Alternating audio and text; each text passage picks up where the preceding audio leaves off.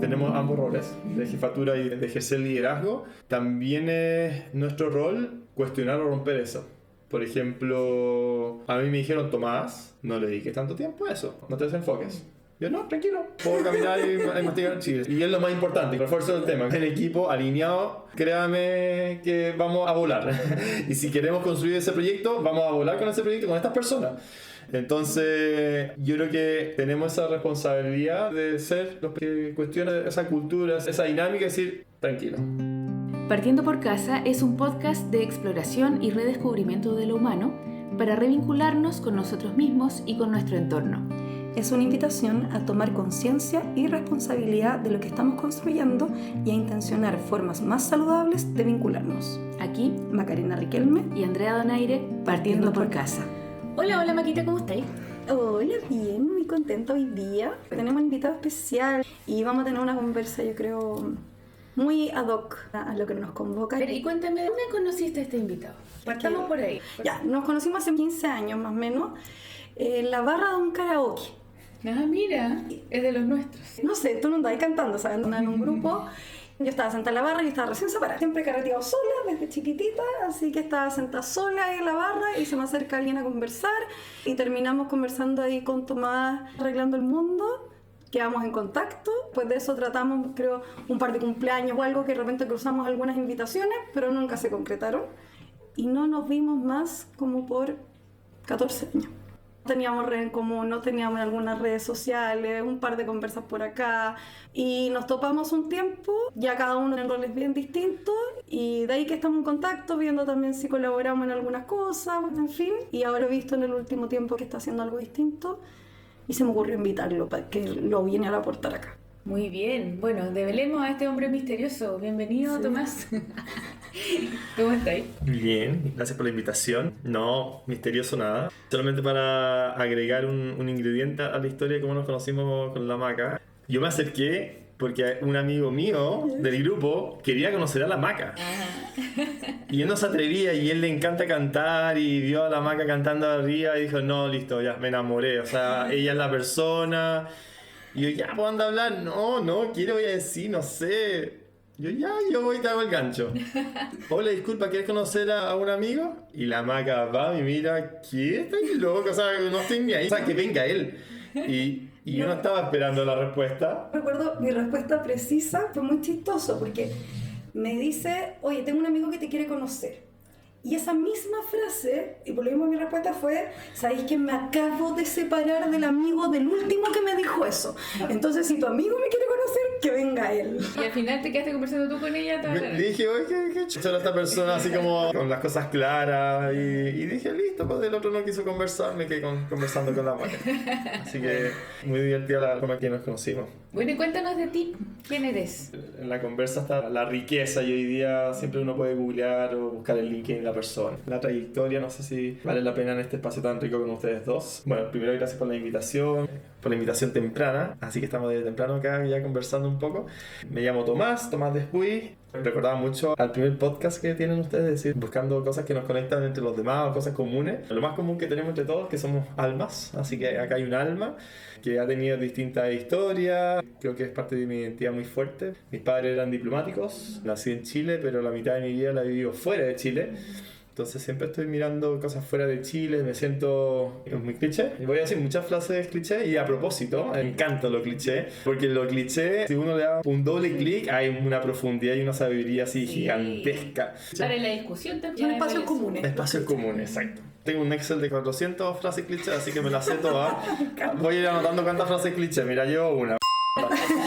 Me siento como parte del mundo, es muy real. Me ha tocado también viajar, naturalmente por trabajo, entonces eso es algo que es parte de mi identidad. Otra experiencia que es parte de mi identidad, somos 6 hermanos, yo soy el quinto, de familia grande, en donde hemos ido como en pato a distintas partes. Generalmente, como también me tocaba hacer y deshacer amistades en mis viajes, tengo una facilidad para hacer amistades, socializar, entrar a nuevos espacios. Y también de deshacer amistades. Es necesario eso. Es necesario eso. Lo hablaba con una amiga el viernes pasado, le decía, tú eres como esa chilena que tiene las amigas 20 años. Y me decían, no, Tomás, y yo también cortando amistades. Y lo encontraba como muy refrescante. No por cortar de cortar, sino como voy en este camino y algunos más sintonía que otros. Y naturalmente no le hagamos el quite a que de repente ya no hay esa conexión. Que yo creo que está muy vinculado como el duelo de la muerte, el duelo de la pérdida, el duelo de lo que no era o lo que era antes.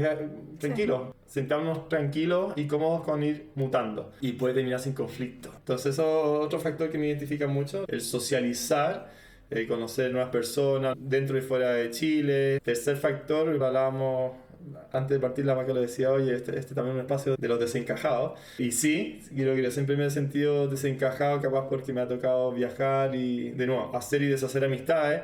Entonces vivía en Panamá y me decían el chileno. Después me vine a Chile y me decían el panameño.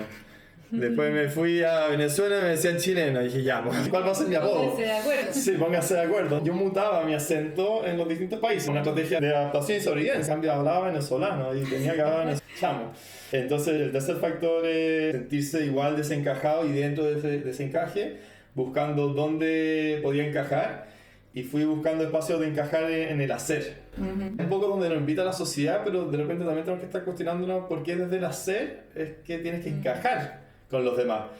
Pero bueno, ese fue parte de mi camino. Entonces, desde el colegio era el que participaba en todos los voluntariados, en la pastoral, para acá, para allá. Siempre hacía muchas cosas fuera de las clases, como una forma de mostrar ese entusiasmo y de estar haciendo cosas y también de destacar. Cuando entré a la universidad, yo siempre digo que hice una carrera paralela. Me metí a la pastoral 2 años, después organicé trabajo voluntario en la federación, después fui centro de estudiantes. Tuve todos los semestres y todos los años, siempre estaba... Lo bueno es que saliste de la U con experiencia laboral. Definitivamente. Ese es un tercer factor, como el mucho hacer y destacar en el hacer. Empecé a agarrar experiencia desde más joven. Fui aprendiendo, entonces dije, ya, así se gestionan equipos, personas, proyectos. Y yo creo que el cuarto factor que me identifica bastante, como no solamente yo empujo para que hayan cambios, sino también cómo se generan entornos que ayuden a eso. No es, Tomás solo empujando, sino Tomás puede haber iniciado, pero Tomás rápidamente pasa a un segundo plano y va ayudando a que se genere un ecosistema habilitante, aceleradores de que estas conexiones se vayan generando, sea un lugar agradable, ya sea para trabajar, para estudiar. Y como también hablábamos antes, espacios donde también se puede innovar. Cuando te sientes cómodo, cuando te sientes con seguridad psicológica, donde se permite el error, el fallo y no hay un castigo por eso, se empieza a dar espacio donde la persona puede ser más genuina y eventualmente innovar y eventualmente hacer nuevas cosas. Eventualmente, no tiene por qué ser un propósito, pero ya sintiéndose cómodos, ya nos conecta con nuestra humanidad, nos conecta con nuestro sentido. Sí. Y ahí tenemos esos espacios de libertad que también hablamos antes, que son tan importantes. La crianza, nuestros hijos, nuestras hijas, cómo vamos teniendo también espacios de libertad y vamos recorriendo ese camino con ellos. O sea, hay estructura, hay objetivos, hay metas, hay jefaturas, obligaciones, pero también hay espacios de libertad que tenemos que ir acompañando, y acompañar es de la mano, es con el otro, con la otra. No es desde la otra pantalla y no es desde una tecnología que me pueda acompañar, no. Estoy conectando contigo y eso se siente distinto. Tu forma de construir equipo, tu forma de invitar a otros a participar es algo que siempre converso con mis niños. Los necesito a ellos para ser su mamá y requieren cosas completamente distintas ambos. Y estamos aprendiendo juntos cómo ser mamá e hijo. Estas falsas narrativas sociales de como que los papás debieran saberlo todo, ¿cachai?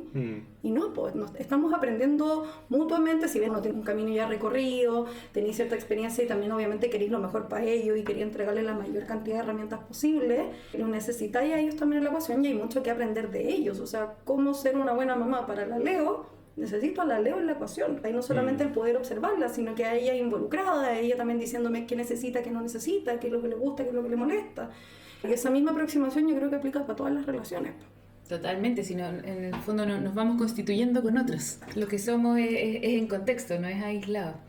Sí. Oye, Tomás, y hablando de innovación, me encanta todo esto que traes. Me sintonizo mucho con lo que dices. ¿Cómo ves tú la innovación? ¿Cómo la vives? ¿Qué es para ti en tu pega la innovación? Justo hace 2 semanas atrás hubo una presentación de resultados de un grupo de universidades que hicimos una pequeña investigación de lo que entendíamos por innovación educativa. Tiene el apellido de educativa, pero en este caso voy a poner los elementos que descubríamos en ese nuevo concepto de innovación.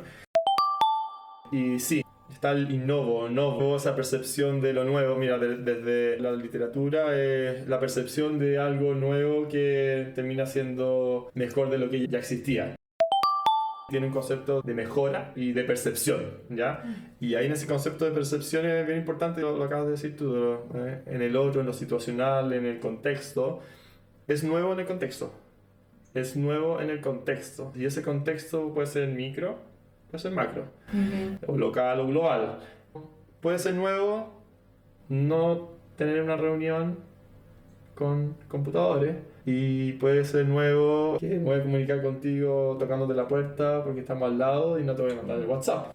Innovación es una contextualización de lo nuevo, también esperando que sea algo mejor, suena muy como de resultado, pero mejor lo podemos abrir a que también sea mejor una experiencia que vincule de manera más significativa. Podemos ponerle ahí apellido, pero... Que mejore cosas. O también que mejore cosas. El conectarme mejor contigo, no sé si tiene el calificativo mejor. Estoy conectando contigo, no sé si es mejor el conectar contigo. Es profundo. Creo que hay vínculos y conexiones mejores que otras de repente. Es que hablando del Claro. elemento que tomaste de la seguridad psicológica, que es como de esas condiciones habilitantes para que lo otro suceda, ¿cachai? 100%. Entonces a lo mejor yo me puedo conectar un poquito contigo, pero si voy construyendo vínculos, si tú te sentís seguro, si sabéis que la puedes cagar y que no te voy a retar, ¿cachai? Van pasando otras cosas que desde el proceso permiten también innovar. Y creo que al vincular no necesariamente es mejor o peor, pero sí, como decís tú, habilitante. Por ende surge lo que tiene que surgir de eso, rescatando tal vez lo que conversábamos en el episodio con Andrés, identidad relacional. Un otro que te valida y te reconoce, te permite un margen para desplegarte y que terreno fértil para que las cosas pasen. Vemos la tecnología como tan separada de eso, ¿no? De lo humano, y no tendrían por qué estarlo. Yo trabajando como en temas de tecnología y educación, ¿qué más vinculante es la educación? Dentro de todas las áreas, industrias, profesiones, y súper probado y reconocido. Sin emoción no hay conocimiento, no hay aprendizaje. Entonces, eso es educación, es la capacidad de conectar con el otro para encender esa llama en el otro. No es el traspaso de conocimiento e información, y hoy día GPT lo va a hacer mejor que todos tus profesores. No compitas, no vayas por ahí, tranquilo. Llevo un rato ya en educación y en tecnología, y también, segunda frase cliché, la tecnología no es un fin, es un medio. Agarramos esa frase cliché, definitivamente. Capaz nos embobamos al principio. Yo creo que es como el proceso de enamoramiento. Aprovechando que este podcast es bien disperso, como el proceso de enamoramiento. Cuando has tenido varios procesos de enamoramiento, eres consciente de que estás en un momento de hormonas para arriba y para abajo, no sabes qué pasa, dónde. Pero si eres consciente, sabes que es un momento. Podéis vivirlo, pero también observarlo. Puedes vivirlo y puedes observarlo. Con las nuevas cosas en general, y en este caso tecnología, la IA generativa, GPT, que ya desde el 2023 hacia final explotó. Todas las semanas sale una nueva tecnología, una nueva aplicación, nueva funcionalidad. Es ridículo la velocidad. Puede haber una sensación de enamoramiento, de destello, de wow, esto viene a cambiarlo todo. Pero después, si te pones desde el observador, dice, viene a cambiar muchas formas en cómo podemos acercarnos, llegar, capaz trabajar, pero tendría que ser un acelerador siempre al momento de vincularse, al momento de conectar con el otro. Por ejemplo, a diferencia del 2024, donde más se utilizan hoy día GPT es para salud mental. Temas de compañía. Mira. El año pasado era más de generación de ideas, quiero armar un nuevo emprendimiento y ordéname la idea, y estaba número 1. Y hoy ya pasa como al número 4 o 5. Lo primero es compañía. Veo hartos posts de repente en LinkedIn, gente que reflexiona de estos temas y dice... No, por favor, no quiero ese tutor 24/7 que me pueda acompañar en cualquier momento, en cualquier hora del día. Es como, pongamos límites. Veía ayer una nueva aplicación que hablaba de eso, decía, soy tu tutor, compañero, cuando tengas problemas, escríbeme, soy 24/7. Wow, como Hay una versión gratis. formas de dejar enganchado y obsesionado o adicto al usuario sin estar midiendo esas consecuencias. Volviendo todo para atrás, está la tecnología, hay que estar observándola. Por eso hoy día una de las competencias que también World Economic Forum, el Foro Económico Mundial, habla de pensamiento crítico, por favor, y no las habilidades del 2025. Hacia el futuro, 2030, necesitamos pensamiento crítico. Todo el rato. Cojo la frase cliché, la tecnología es una herramienta, y con la Andrea justo comentamos, por ejemplo, lo que pasaba con el PDG con su intento de democracia virtual. Tecnología no reemplaza método, no reemplaza metodología, no reemplaza las relaciones, no reemplaza la discusión. Te puede ayudar a sistematizar. Claro. Ya que tú trajiste el primer episodio de la duda, en esta necesidad de certezas y soluciones y respuestas únicas, de repente creemos que la nueva tecnología, la panacea, nos resolvió todo. Y en esto el pensamiento crítico creo que tiene una doble arista. No solamente el hecho de cómo nos relacionamos con esta herramienta, que el ejemplo que siempre tiro el martillo, puedes matar a alguien con un martillo, pero no es para eso. La tecnología pasa lo mismo, el uso que tú le di, sino que también la gran gracia que no tiene la IA es el criterio y el pensamiento crítico. Entonces te vuelve valioso para el trabajo conjunto con la IA, que también es lo que te permite blindarte de que se vuelva riesgoso no solamente a nivel macro, amenazas globales, sino que ese metro cuadrado que igual se ve afectado, donde estáis delegando decisiones tal vez a tecnología.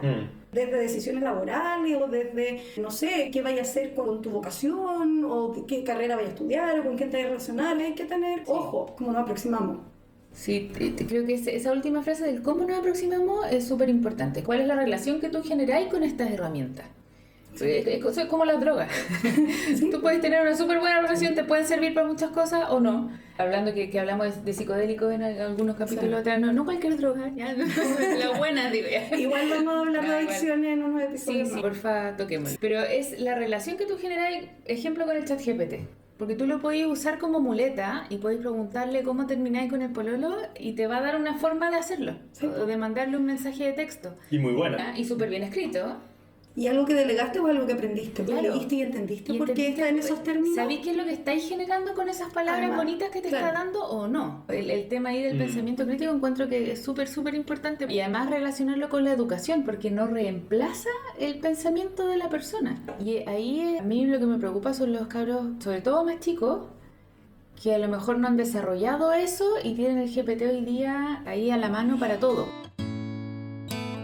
Algo que me da algo de esperanza, los cabros chicos son mucho más agudos para detectar cuando es poco orgánico. La Leo, por ejemplo, y otros que he visto, mis sobrinos, cachan al tiro, eso ya. Y no porque está pixeleado, como que se están adaptando, creo que se va a ir dando también eso. Sí, ahí tengo una anécdota en el Consejo Asesor de Innovación que tenemos en la universidad. Son 12 personas, 6 hombres, 6 mujeres, y cada uno tiene su cuento. Muy reconocido profesionalmente cada uno en lo suyo, entonces es una reunión exigente en términos de que lo que tú prepares, como que sabes que están mirando 12 personas y cada uno con una mirada. Nosotros no hacemos PowerPoint, hacemos memos de 6 páginas, donde las reuniones son memos, las lee la gente y después discutimos sobre eso, y tiene una narrativa y tiene una lógica de qué es lo que me quieres transmitir. Es más tiempo para el que lo prepara, pero menos tiempo para el que estamos en la reunión. En cambio el PowerPoint es 1, 2, 3, 1, 2, 3. Te estás enterando recién ahí. Y me estoy enterando. ¿Y qué quieres entonces? Tienes que ir armando el relato en el proceso. Y preparé un memo muy estilo Jeff Bezos en Amazon, 5 o 6 páginas, y lo hice entero yo. Y va uno del consejo de Microsoft, de hecho, lo revisa, me dice, Tomás, te quedó muy bueno GPT. Y yo, no, de hecho lo único fue traducir un párrafo en la última página, de verdad lo escribí todo yo, que está muy bueno. Entonces, yo creo que igual nos va a pasar y vamos a tener un proceso importante de que vamos a ver cosas bien escritas, lógicas, y nos van a decir, esto es GPT. Hablando de innovación, capaz puede ser interesante un experimento social, principalmente en redes sociales, estoy pensando. Puede los párrafos poner abajo grado de uso de GPT en este texto. No, puede ser una escala en 4 o 5 niveles. El último nivel es, esto es 100% GPT, ni siquiera lo revisé. La escala número 4, yo hice una propuesta, yo hice una contrapropuesta. La tercera es como, lo escribí yo, me corrigí un par de cosas. Y el básico, nivel 0, es lo escribí todo yo. Y como que ir haciéndolo parte, no demonizarlo. Yo creo que no lo estamos demonizando, pero a propósito de eso, uno de los párrafos que escribí en LinkedIn hablaba del despido de un amigo de su empresa después de haber trabajado 4 años, horas después de haber tenido reunión con su jefatura. Le llega un correo de despido de su propia jefatura. Y era hermosamente escrito por GPT. Hermoso y a la vez frío, en alma, de su despido. Y yo posteo eso en LinkedIn. El título es correo perfecto y un proceso horrible. Formas de despedir. Lo que escribí, usé GPT, obvio. No voy a ocultarlo por ninguna parte. Y hay uno de las personas que dicen, Tomás, es como irónico tu post porque estás hablando de un correo escrito por GPT y como que generan el otro y esto lo escribiste en GPT. Nunca voy a invalidar con un comentario que sea distinto a mí. Digo, excelente observación, solo creo que hay un objetivo distinto. En el correo el propósito es desvincular a alguien. Ese GPT que te desvincula es un humano. Un post en LinkedIn que va a hablar del tema da lo mismo de repente que está hecho por GPT. No tenemos que perder para qué estás usando esa herramienta. Y ya que lo mencionaste, nosotros reconectamos después de tanto tiempo a raíz de un tema laboral mío que lo había pasado mal, lo hemos conversado también acá. Y acabáis de mencionar esta situación de tu amigo y bueno, con la letra también un par de episodios atrás en el 36 preguntas para enamorarse, me pediste un consejo con esta situación también que te habían desvinculado de una forma medio similar, como que había sido con poco feedback, que había cosas pendientes y que no te estaban dando respuesta. Quiero traer eso a una conversa. Encuentro maravilloso lo que está diciendo, pero llama la atención que sea tan disruptivo el abordar la formación de equipos y los procesos de contratación y todo eso desde una forma más humana y más empática. Entonces, si nos podéis contar un poco de cómo ha sido eso, también cómo surge. Surge como hace un mes y medio atrás, más o menos, donde casualmente alguien del equipo salía de pre y postnatal, de licencia. Entonces estaba la típica, la rápida de tienes algún amigo, amiga, ya vamos, y entra y pasa. Y mientras estábamos en ese proceso como que hubo cuestionamiento de mi jefatura, si era la persona, la mejor persona. Me dejaron la libertad, pero recogí la duda. ¿Por qué estamos haciendo este proceso así de nuevo? Si de repente afuera nos podemos sorprender. Y por último, a mí que me encanta vincularme y hablar con la gente, abrimos el proceso para conocer gente que puede venir y traer nuevas vibras, nuevas formas de trabajo, nuevas cosas. Entonces, aprovechemos que LinkedIn es la plataforma de búsqueda, de desarrollo profesional. Entonces dije, ya voy a postear algo. Para un rol de reemplazo llegaron en 4 días 40 personas, 40 postulaciones. Pero no solamente correo, era un formulario. O sea, tenías que llenar un formulario, subir tu currículum. Entonces tenía una barrera de entrada. Y algo que estaba haciendo muy cuidadoso, no sé si una frase cliché, yo creo que sí, pero no la tengo tan clara. Levantas expectativas y hazte cargo. Estás abriendo un proceso laboral, o sea, nos ha tocado estar buscando trabajo al otro lado, nivel de ansiedad, nivel de respuesta o no respuesta. Yo me acuerdo de un proceso que casi 6 meses después me dicen, estimado, estimada, muchas gracias, no avanzaste en el proceso. Como de verdad, no te creo. 6 meses después me voy a hacer cargo de todo lo que postulen, les voy a mandar un correo a cada uno. Y ahora, para un nuevo rol, estoy buscando y hice la misma estrategia. Y ahora para este rol que es tiempo completo llegaron 120 postulaciones en 4 días. Y dije, voy a revisar cada uno y el equipo va a revisar cada uno de los currículums y las postulaciones. Y les vamos a responder, a ver, el primer filtro pasa a 25% de los postulantes. Y ese correo es un correo donde le digo, estas son las distintas variables que consideramos ustedes por cantidad de personas que postularon, no te puedo dar una reglamentación específica. Creemos que los procesos son más que blanco y negro, creemos que hay relaciones y de repente puede ser que se vea algo en el tiempo. Y te dejo abierto a ti si quieres una reglamentación más específica o si se te ocurre otros espacios de sinergia con nosotros.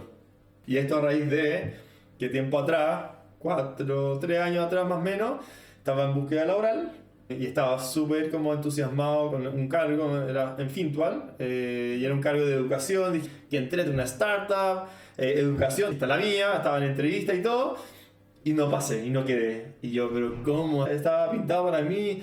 Entonces llegué y le escribí un correo a Valentín, que estaba ahí en proceso de cargo, y dije, Valentín, como que me encantó lo que están haciendo y todo, si ven alguna forma en que los pueda ayudar, y esto no tiene nada que ver con plata, pro bono, feliz, me dijo, ya, po. Llamamos como una especie como de consejo asesor de la iniciativa que estaban armando, que era la FIN en su momento. Tuvimos un par de reuniones donde me había tocado trabajar mucho como con trabajo voluntario, con grupos de personas que van y se encierran por mucho tiempo, como dinámica, todo lo socioemocional por el área de educación. Como que fui como acompañando harto de eso, y al final de la experiencia me invitaron también a Puerto Natales como para ir para allá a hacer un par de chats, y bueno, con Valentín seguimos hablando. Entonces como no es blanco y negro, no quedé en el trabajo, no me piqué. ¿Qué se me ocurre a mí, Tomás, que podría hacer yo con ellos aportar en algo? Entonces, recogiendo un poco esa experiencia personal, fue que lo he ofrecido. 20% en todo caso me responde, como, oye, me encantaría feedback, oye, si ves otros espacios de oportunidad, mucho agradecimiento, 20% todos agradeciendo. O sea, todos agradeciendo. Gracias por la claridad, gracias por la transparencia, gracias por responder. Es que gracias por la cantidad de procesos que no responden nada. Yo lo encuentro lo más inhumano que hay. Es fuerte que lo más inhumano que hay O sea, te habla todo el rato de esa organización. Todo el rato. Y esto es casi como estratégico. Ahora le voy a dar la papa cuando lo hablo con el rector. Si queremos posicionarnos, una forma es y que nuestro proceso de reclutamiento es tu primera carta de presentación hacia afuera. Tú me tocó harto en un momento hacer coaching de personas que estaban en proceso justamente de salida, de vinculación y reinserción laboral, que terminaba siendo una reconversión laboral muchas veces. Pero, ¿por qué? Volvemos a falsas narrativas, falsa asimetría que hay en el proceso de contratación. Si bien uno está necesitando, obviamente, un espacio donde desplegarse, donde trabajar, muchas veces apremiado también por necesidad de ingresos y todo, uno también está eligiendo si es el lugar donde quiere trabajar, donde se va a desarrollar. Te permite desplegarte, porque hay un montón de otras gratificaciones además de las económicas. O sea, llegáis a una entrevista y todo el mundo está llorando, por decirlo en una caricatura, ¿es donde queréis trabajar? ¿Cuántas dudas tiene uno también para el entrevistador? Entonces, todas esas cosas que no están en esas primeras conversaciones. Sí, pues el tema es que cuando uno está buscando pega y necesitáis pagar el arriendo y ir al supermercado, esas cosas bajan en prioridad. Sí. Yo quería decir otra cuestión para prestarle pega a la gente de recursos humanos que sí me importa, porque también me ha tocado estar en el otro lado y con una carga de trabajo así heavy, con procesos de repente no lo suficientemente como automatizados o por etapas, qué sé yo. Y a veces, o sea, a mí me ha sido, no porque no quisiera, pero no me daba para responderle a todo el mundo, ¿cachai? Y que hablaba mucho de la cultura de donde yo estaba, por supuesto, porque no son prioridades. Entonces creo que hay que tener ojo también que, como tú decís, habla mucho del lugar de trabajo y de la cultura que hay, el nivel de respuesta y de conexión que uno puede tener a nivel más individual. Creo que cuando tenemos ambos roles, de jefatura y de ejercer liderazgo, también es nuestro rol cuestionar o romper eso. Por ejemplo, a mí me dijeron, Tomás, no le dediques tanto tiempo a eso, no te desenfoques. Yo, no, tranquilo, puedo caminar y mastigar chiles. Y es lo más importante, refuerzo del tema. El equipo alineado, créame que vamos a volar. Y si queremos construir ese proyecto, vamos a volar con ese proyecto, con estas personas. Entonces, yo creo que tenemos esa responsabilidad de ser los que cuestionan esa cultura, esa dinámica, es decir, tranquilo, no puede estar más estudiado que un buen fit cultural y esa persona idónea para el cargo en el momento. Te ahorra capacitaciones, te ahorra seguimiento, te ahorra despidos. Te ahorra plata finalmente, si a la larga para las organizaciones la raya para la suma te ahorra plata. Súper de acuerdo. Pero, es que me acuerdo una de las veces que me tocó a mí de seleccionar gente y todo, no participar en el proceso, yo tenía un cargo del que se esperaba que hiciera muchas cosas para las cuales no tenía ni una autoridad. Era una organización hiper jerárquica. Yo tenía un cargo como de coordinadora. Era una organización de salud, entonces ahí si no eres doctor ni enfermera en la escala alimenticia para abajo, bueno, yo no pesaba nada, ¿cachai? Claro. Y esperaban que yo hiciera cosas, gestión del cambio, que no tenía ni una autoridad para hacer. Ah, claro. Entonces, hablando de eso y de lo que uno puede o no puede hacer, porque a lo mejor cuando tenéis un cargo donde tenéis más autoridad, más influencia, es más fácil pelearla. Pero cuando no, tampoco puedes pelearla. No hay mucha posibilidad de pelearla. Sí, quería reparar como el mismo tema, pero desde otro ángulo. Tiene que ver tanto con autoridad y potestades, que sí, obviamente, cuando están alineados cargo, rol, tareas y potestades, pues está maravilloso, y remuneración mejor todavía. Pero creo que está en estos espacios y estos márgenes de acción que tú puedes ocupar en la medida también que tú estás validado en tu cargo. Que si bien tiene que ver con autoridad, no necesariamente. Tiene que ver con lo que hablábamos antes, de esta seguridad psicológica, de que a ti te trajeron sabiendo qué es lo que valoran en ti también. Y tú puedes decir, si tú me trajiste para este cargo, y a mí me ha tocado un par de veces frente a jefatura decirle, me juego el cargo en esta decisión, estoy convencida de que esto es lo que hay que hacer. Y yo creo que eso es algo que falta tal vez en el mercado laboral, de esa selección en el proceso un poco como en el que estás tú, que tiene que ver con la idoneidad. Hace un tiempo me certifiqué en una herramienta de construcción de equipo, de roles de equipo. La premisa, y porque está súper estudiado, es que el equipo más eficiente, porque está pensado para alto desempeño, no es el de mayores intelectos, es el de comportamientos afines. Es un equipo donde los comportamientos, las conductas son complementarias, donde tienes un equipo que es integrado con distintas habilidades independiente del cargo de las tareas que les corresponda a cada uno. Todos tenemos características, habilidades, intereses que van fuera del cargo pero que son los elementos claves. Además, son personas con las que vaya a pasar la mayor parte de tu tiempo, con las que ojalá también vaya a desarrollar proyectos, vaya a soñar en conjunto. De hecho, quería agregar 3 elementos mientras ibas hablando. El primero, el cómo está mal descrito también el nombre, el proceso de reclutamiento. Reclutar, selección. Sí. Me seleccionan y no me seleccionan, obvio. Si están seleccionando, están a otros no seleccionando. Con el segundo elemento, debiese ser un proceso un poco de descubrimiento y también de autoconocimiento para la persona que está buscando el tipo de preguntas que te van haciendo, el tipo de recorrido, el por qué pasé de una etapa a otra, pero con qué objetivo, tiene las competencias que creemos que son las centrales o de las experiencias que son centrales, y por eso pasa un 25%. Obviamente no es random, de la etapa 2 a la 3 ya empezamos a ver más fit cultural, los vemos o no de la institución, y después de la etapa 3 a la 4 empezamos a ver más como lo que decía tú, Maca, como en este comportamiento similar, los vemos en el área de innovación con los que estamos actualmente, encaja, porque ves el currículum, te entrevistaste con él, ves todas las respuestas, que eso no es ultra innovadora, puede estar en un área de innovación tranquilamente, encaja, y ahí volvemos a otras variables difíciles de cuantificar. O sea, y no solamente difíciles tal vez, porque son más cualitativas, además que no se están midiendo, por ende tampoco sabemos cómo. Sí. De repente. Bueno, y ahí el tercer elemento que quería comentar, cómo la tecnología es un habilitante, un acelerador. Si estamos pensando y creando una plataforma para nosotros interna de la universidad, en donde no solamente vas subiendo y vas respondiendo todo a través de la plataforma, sino te permite el día de mañana alerta. Macarena postuló hace unos años atrás, no sabemos en qué está ahora, postuló, pasó a esta etapa, nos gustó esto, dejamos como observación que para el área de docencia podría ser increíble, o para hacer clase, ¡ping! Alerta. No solamente estar volviendo a buscar, sino también ese banco de talento, no la típica, te llamamos, sino un banco de talento que esté, de nuevo, aprovechando la inteligencia y toda la tecnología, de estar activamente y de repente mandarle una pequeña notificación, oye Macarena, se abrió una posibilidad, ¿te interesaría? Y eso totalmente automatizable. Volvemos al tema de que no tengo el tiempo y está bien, me voy a volver loco, olvida.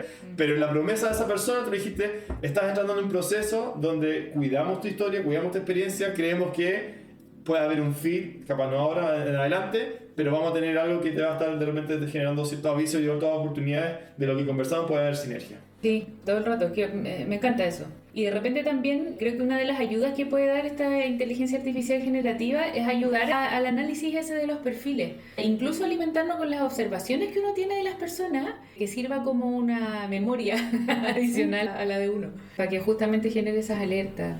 Encuentro bacán. Tremenda posibilidad. Uno de los proyectos en el que estoy ahora, que si bien tiene más una intención de aplicación a política, partió a raíz de eso, partió a raíz de un modelo de gestión del talento político. Y justamente como dices tú, uno no lo puede mantener a pulso y mucho menos centralizado. Además, cómo nos permite medir cosas que tradicionalmente no se están midiendo, desde dinámicas relacionales a un montón de otras cosas. Habilidades e intereses que vuelven a alguien más compatible para algo en específico. Finalmente, alimentar un engranaje completo que está estancado, armar distintas rutas y rutas dinámicas, donde tal vez tu interés inicial tenía que ver con una cosa, pero se podía transformar en otra, y donde la eficiencia está muy medida nomás desde un engranaje que pierde lo cualitativo y pierde lo relacional. Y harto yo creo que todavía tiene margen de innovación, y muy desde lo que decís tú, desde un observar a un otro también en conjunto, de mirar el grupo que se está armando. Sí. Yo tengo una pregunta ahí. Hablando de todo esto, se me aparece mucho el tema de los sesgos. Porque en todo esto hay sesgos, en todo lo que estamos hablando. Esta persona es buena para esto, es buena para esto otro. A quienes dejamos inconscientemente fuera de los procesos, o a lo mejor no les damos, no sé, la valoración o una oportunidad justa. ¿Cómo regulamos eso? No espero que me des una respuesta. Discutámoslo. Paso. No sé en qué libro lo leí, alguno de neurociencia, de educación. Hablaba mucho de por qué el cerebro humano armó prejuicios. Es un atajo a la cantidad de información que tienen que procesar cada vez que conoces a alguien. Sí. Entonces, como tan agotador que... Es necesario. Es necesario, es sobrevivencia, es vivir. Esa connotación también de sesgo, de cómo ese prejuicio te nubla, te sesga, te vuelve ciego de ver otras variables, sorprenderte y no estar como en lo mismo. Es interesante cuando quieres innovar, es difícil innovar como con la misma mirada. La mirada diversa es necesaria. Ahí lo que hemos hecho nosotros, y también puedo comentar la experiencia de alguien cercano que trabaja en el área de recursos humanos, de una empresa más grande, mi experiencia y después la experiencia de ella, que hemos tratado de hacer que al momento de la revisión de los currículums, tratado de la primera etapa, son variables más duras. Esa elegibilidad son variables más duras que tú dices, bueno, algunas son súper necesarias. Filtro, excluyente maestría, ¿no tienes? No es un sesgo, es un criterio. Ojalá venga con experiencia en el área de educación superior escolar, ha trabajado en innovación en todas las empresas del mundo y quiere hacer el cambio. De nuevo, no es un sesgo, es una condición porque sabemos que hay un chip distinto. O sea, hay algo objetivo. Entonces la primera etapa yo creo que tiene que ser objetivo porque llega mucho con esta vulnerabilidad y necesidad que se sienten al momento de postular, ven el título, de repente ni siquiera leen y postulan. Voy a poner las dos caras de la moneda, como que uno puede hacer un proceso muy cuidadoso, muy cariñoso, pero igual solamente el 20% me contesta. Un correo que está hecho con cariño, el 20%. Sí. ¿Qué pasa con el otro 80%? Que yo creo que me traten bien, pero me llega un correo como agradeciendo y todo, y lo borro, y me da lo mismo, y me arrabia. Ahí hay un 80%. La otra cara de la moneda es cómo nosotros estamos en nuestro proceso de búsqueda comportándonos, cómo estamos viendo cada uno de nuestros procesos. Quiero dejar igual una buena impresión. Si me estás ofreciendo juntarme explícitamente, dame feedback, pero escríbeme, hola, dame feedback. Entonces, en la primera etapa es más como condiciones o criterios duros. En la segunda etapa ya ahí empieza a haber un fit más como cultural y ahí tratamos de que los currículums los revise más de una persona. Y ahí, por ejemplo, uno responde sí, el otro no. Discutimos, los dos no es difícil que pasen, pero los sí, esto sí o sí tenemos que entrevistarlo. Ya la tercera etapa, un poco lo que decíamos antes, es ese fit ya dentro del equipo. Y eso puede estar lleno de sesgo, o sea, pero también es presencial. Eso también es un factor importante que aprendimos del proceso anterior, que hicimos varias entrevistas online. Eran de media hora, rápido, estábamos haciendo las reuniones y de repente con alguna de esas personas me tocó después verlas presencialmente. Y me pasó lo mismo que en Tinder. Un mes entero hablando con una persona, enamorados, así, no, ya voy a conocer. Nuestra primera cita, nos sentamos a cenar. Yo ni un segundo.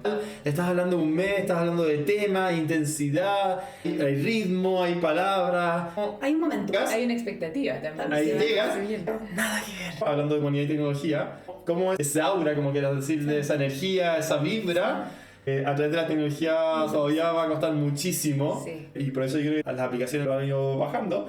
Y están volviendo a... Encontrémonos, veamos a un restaurante, las citas grupales, speed dating en persona. Entonces tenemos esa parte ya de fit, de sensación en entrevistas personales, como parte de esa intuición y poco cuantificable. Y le decía ayer a mi señora, pucha, como me da lata lo que me está pasando, que ya llevo hace un buen rato viendo a las personas, esta persona se parece físicamente a otra persona que conozco. Y esa otra persona que conozco es de esta forma. Y me ha pasado que coincidentemente se parece bastante también su forma de ser. Entonces, claro, en estos días estaba en entrevista y de repente vi a una de las personas y me recordaba a una persona chanta que tuve. Y en el papel y lo que me decía era bacán. Pero lo miraba y decía, ya tuve una mala experiencia contigo. Y casi como que de vidas pasadas y alma y energía y conexión, dije, ya tuvimos una mala experiencia, ¿por qué estás de nuevo acá en mi vida? Y hablamos con un amigo en común, un conocido, ¿y qué te parece esta persona? Lo recomiendo 100% y todo, ¿no? Pero me pasó este tema como intuición, como intuitivo. Me dijo, chao, escucha la intuición, chao. Sí, es heavy eso, como que a mí me vuela un poco la cabeza cómo separamos los sesgos inconscientes que pueden perjudicar a un otro porque es distinto a mí, a esa cosa de intuición que tiene mucho de aprendizaje. Uno va aprendiendo y el cuerpo aprende y te avisa, ¿no? Esas sensaciones, esas cosas. Claro, si uno cree en el alma también. Pero el tema es que inevitablemente, y en esto de pertenencia cultural y todo eso, estamos súper sesgados en contra de lo diverso, po. Porque yo voy a elegir al que se parece a mí y al que se lleva bien con la gente que yo trabajo, conmigo, que tenemos ritmos parecidos. Entonces, ahí lamentablemente seguimos perpetuando, consciente o inconscientemente, esta cosa de dejar afuera el que es diferente, ¿cachai? Y afecta caleta, yo creo, en temas de neurodivergencia, de origen social, tipo, ¿cachai? De inclusión de todo tipo. Te sumarían, y porque llevo harto tiempo dedicándome justamente a la lógica de equipos integrados. Pues más que inclusión, porque creo que la integración es distinta al incluir, porque está muy pensado realmente de la cuota o que está ahí, pero realmente no tiene voz y voto o lo que sea. Tengo muchas críticas al respecto, pero creo que lo que sí funciona es el entender que diversidad en sí es una riqueza, que es algo a perseguir. Y no solamente en los parámetros que está establecido de neurodivergencia, de diversidad sexual, sino que demográfica, etaria. Sí. Es porque tienen experiencias completamente distintas que sumar también a la conversación. Es complejo abordar el sesgo porque es ese punto ciego, por ende no te das cuenta tampoco que lo tienes. Como bien decís tú, el sesgo es aprendizaje, es adaptativo. El problema es cuando nos quedamos en el sesgo, desde donde no nos estancamos tal vez. El tema, ya que estos sesgos son aprendidos, que está en que nos hemos adaptado para sobrevivir y no necesariamente para el bienestar. Que ahí es donde está el punto crítico, hasta dónde esto que hago me permite estar, comillas, seguro, pero donde también es lo que me está impidiendo tal vez estar mejor. Exacto. Y crecer. Exacto. Como que a lo mejor que hay cosas de ella que me molestan, por ejemplo, o que no me gustan, pero sé que ese perfil le va a hacer a mi equipo, lo va a desafiar, lo va a mover. Correr ese riesgo sabiendo que no es de sobrevivencia. Claro, en la medida tal vez que no sea destructivo. Una cosa es que sea disruptivo y otra cosa es que sea destructivo. Me lleva al quiebre o es alguien que nos desafía. Pero mucho en lo que tenía John Kennedy con su hermano, el no man. El ejercicio de tener a alguien en el equipo que te contraria tiene muchas, pero dos grandes virtudes. La primera, te hace cuestionar de lo que se está planteando. Cuando estamos todos de acuerdo, en general metemos la pata. Pero además, abre la puerta para todos los que no están de acuerdo y no se atrevían a decirlo. Y eso es súper importante. Y es un rol con alguien que puede o no puede estar de acuerdo, pero si es necesaria la discusión, que si estamos de acuerdo, parece que nos falta algo entonces. O nos falta alguien. Algo nos estamos viendo. Sí. Claro. Distinto es si es un perfil así como que se opone porque se opone y se opone a todo y no le gusta ni una cosa. Entonces, ahí también yo creo que va la intuición en los rangos, ¿no? A dónde nos podemos mover. Yo me quedé pensando en que también ha sido una reflexión de este tema de los sesgos o a quién estás invitando al equipo. Nosotros somos un equipo de 2 personas y media. Entonces, yo sí creo que hay momentos del equipo o de la organización y el tamaño van generando restricciones, y porque también anteriormente me ha tocado trabajar en el equipo chico porque me ha tocado emprender. Capaz al principio sí hay un tema de somos pocos, creo que necesito cuidarlo mucho y sintonía rápida, porque si estás en una dinámica de sobrevivir, emprender es una dinámica no de bienestar, es supervivencia pura. Hay una condición un poco de sobrevivencia de que si este equipo no se mueve, no fiatado, y claro, eventualmente para el papel, Tomás, qué bueno, contratar a alguien totalmente distinto y como que voy a tener que empujar y voy a tener que hacer ese esfuerzo, capaz para 2 personas y media, no en el momento. Exacto, me gusta mucho eso. A esta cuestión hay que ponerle sí o sí matices, porque a veces parece que habláramos como si supiéramos cuál es la respuesta, ¿no? Sí. No, y esta persona que te dije que trabaja en recursos humanos en una empresa grande, tiene sus cuotas de mujeres en el área de minería. Sí. Oye, estamos en 18%, tenemos que llegar al 25% aquí a fin de año. Las conversaciones son, me dan lo mismo entre esa mujer. O sea, como que se va para el otro lado. Es como... Cumple con el objetivo porque... Mujer. Porque al final el hombre, realmente la minería, industria masculinizada, termina decidiendo por hombre. Entonces hay varios procesos donde están incentivando, promoviendo y todo, pero de repente también la conversación pasa a ser vaga, pasa a ser el número. O sea, mujer porque necesitamos lograr la meta y punto. La minería... no creo que está en ese momento de sobrevivencia, ¿sabes? Ya grande, ahí, solamente para volver con el tema de tecnología y humanidad, creo que ahí la tecnología también puede ser muy interesante. Cómo esta persona y en qué roles dentro de esta organización podría ser un fit o un aporte muy importante. Y acá hay ciertas funciones que capaz necesitamos personas, sin poner etiqueta, pero más más monofocalizados, porque son genios y el grado de vínculo con otro es más reducido, el nivel de estrés de tener que exponerse es más reducido. La otra vez cuando fui a a CENIA, al Centro Nacional de Inteligencia Artificial, y decían, no, pues acá un par de genios, y claro, uno los veía pasar y uno los ve como genios, y están así como que dando vueltas, pensando, rayando en la pizarra, y están construyendo un nuevo modelo de GPT, de una IA generativa, ¿cachai? Sí. A propósito de lo que acabas de decir, que la minería como que no creo que esté en estado de sobrevivencia, y yo pensaba, bueno, anda a decirle eso al sistema nervioso del gallo que tiene que cumplir la cuota. Claro, sí. Como que a veces extrapolamos que porque la realidad colectiva más amplia es de cierta forma, igual las decisiones las tomamos las personas, ¿cachai? Y las personas tenemos distintas situaciones, distintas presiones, distintos traumas y cosas que influyen. Entonces, solo para ponerle más matiz a la cuestión que... Genera también un ecosistema particular de que porque no está el mecanismo de supervivencia, porque ya está súper establecido, hay poco margen también para innovar, porque lo que hemos hecho nos ha funcionado bien por mucho tiempo.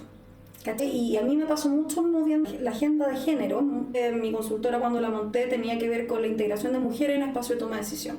Después nos dedicamos a temas inclusivos en general y otros grupos subrepresentados, porque las mujeres no somos minoría, somos mayoría, pero subrepresentados. Y claro, tiende a pasar en esto, como decís tú, se piensa en cumplir una cuota, que muchas veces son cargos que es llenar una silla, pero con ninguna potestad, ninguna facultad, ninguna capacidad de decisión, porque las decisiones las sigue tomando otra persona. Y eso también son espacios súper poco atractivos para participar. Entonces, ahí es donde también es súper importante que estos procesos de selección vayan cambiando a esta lógica capaz más apreciativa y más valorativa. Sí. Bueno, dejamos el mundo igual que como estaba. No, mucho mejor, Juan Andrea.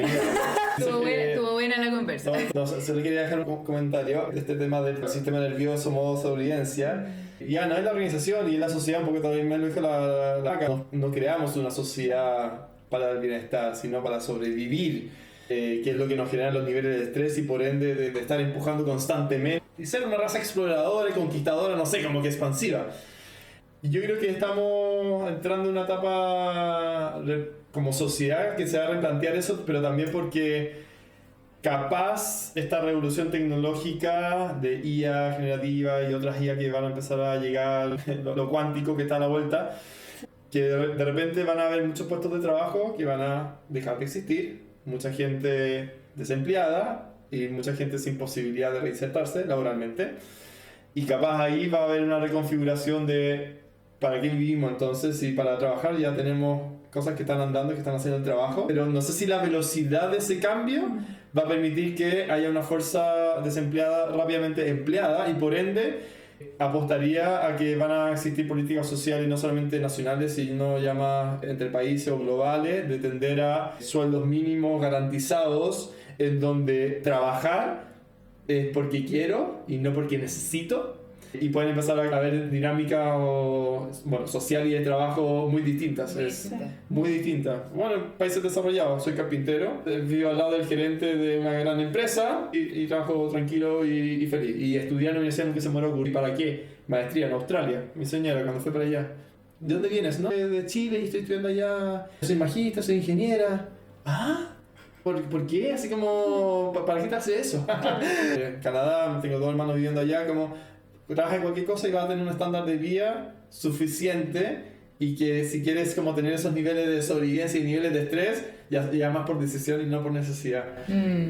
Ojalá que sea así. Me gusta. Tenemos ejemplos. ¿Cómo evitar crear esa cosa donde la ayuda del Estado se vuelve como una motivación para no trabajar también? Y lo veo también con mi hijo, sobre todo el mayor, que está en cuarto medio. Están en este intersticio como de todavía formación muy tradicional, pero probablemente de aquí que salgáis las pegas van a ser súper distintas. Tiene que ver con ese proceso de autoconocerte, saber dónde están tus habilidades y finalmente qué herramientas queréis salir a buscar para aplicar en lo que sea. Tenemos acá totalmente esa mentalidad muy de conocimiento aplicado. Estudio Derecho, tengo que ser abogado. Y no, voy a estudiar Derecho para hacer otra cosa, para hacer un podcast. Por ejemplo.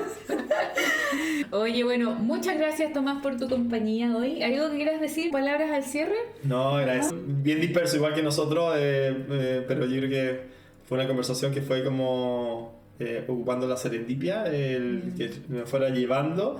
Y de repente también cuando veía el podcast de ustedes, creo que lo veía muy interesante en esa misma línea. Como el cómo mientras vas escuchando también se te van prendiendo distintas áreas de tu cerebro, distintas ideas, oye, eso conecta con esto, otro, y de repente van y cambian de otro tema, entonces creo que ayuda a espacios de dispersión guiada, porque no es una dispersión sin guía, de estar escuchando, creo que es bien sabroso. Así que bueno, gracias a quienes llegaron hasta acá y nos vemos en el próximo. Chao.